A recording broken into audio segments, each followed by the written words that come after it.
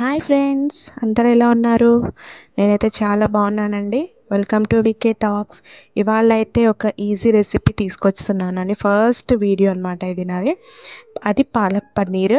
So మీలో చాలామంది పాలక్ పన్నీర్ అంటే ఏంటో తెలుసు. సో అదే ప్రాసెస్ మా ఇంట్లో నేను ఎలా చేస్తాను, అమ్మ అయితే ఎలా చేస్తుందో అలా చూపిస్తున్నాను. ముందుగా పాలకూరను కట్ చేసేసుకొని మంచిగా కడిగి పక్కన పెట్టేసుకొని, ఇలా వాటర్ బాయిల్ బాగా మసులుతున్నప్పుడు ఆ టైంలోనే మనం పాలకూర వేసుకొని బాగా ఉడికించుకోవాలి.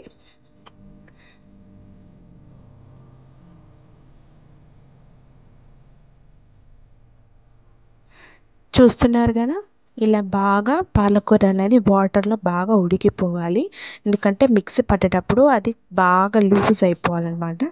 ఇప్పుడు ఈ పాలకూరని ఉడకబెట్టుకున్నాం కదా, సో కొద్దిసేపు చల్లార్చిన తర్వాత దీన్ని మిక్సీలో వేసుకొని మంచి మెత్తని పేస్ట్ చేసుకోవాలి.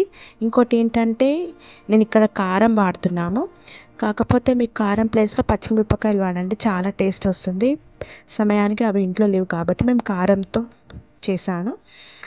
ఇలా పేస్ట్ చేసుకున్న తర్వాత స్టవ్ ఆన్ చేసి ప్యాన్ పెట్టుకొని కొద్దిగా నెయ్యి వేసుకోండి. నెయ్యి లేదా బటర్, మీ చాయిస్ ఏదైతే అది. కొద్దిగా నెయ్యి వేసుకున్నాము. నెయ్యి వేసుకున్న తర్వాత మనం అందులో కొంచెం ఆయిల్ యాడ్ చేసుకొని జీలకర్ర వేసుకొని, వెల్లుల్లి రెబ్బలండి ఇవి, అల్లం వెల్లుల్లి పేస్ట్ వాడరు, వెల్లుల్లి రెబ్బలు దంచి వేసుకొని, కొద్దిగా పసుపు వేసుకొని, అలాగే కొంచెం కారం, మీ రుచికి మీరు ఎంత కారం తింటారో అంత కారం వేసుకొని మంచిగా కలిపేసుకోవాలి.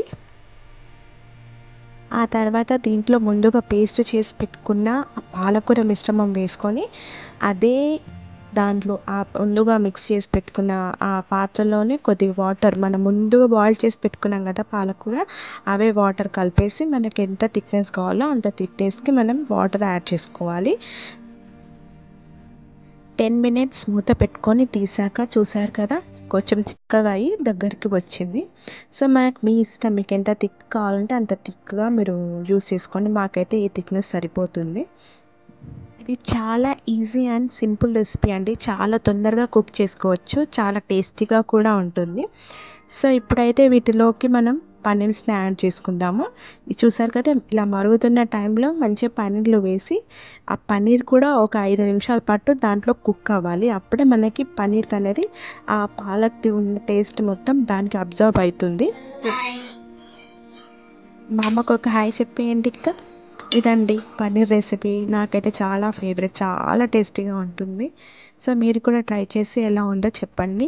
ప్లీజ్ నా ఛానల్ని సబ్స్క్రైబ్ చేయండి. ఇంకా మీకు ఎలాంటి వంటలు కావాలో కూడా నాకు చెప్పండి. ఓకే అండి, thank you, tata, bye bye.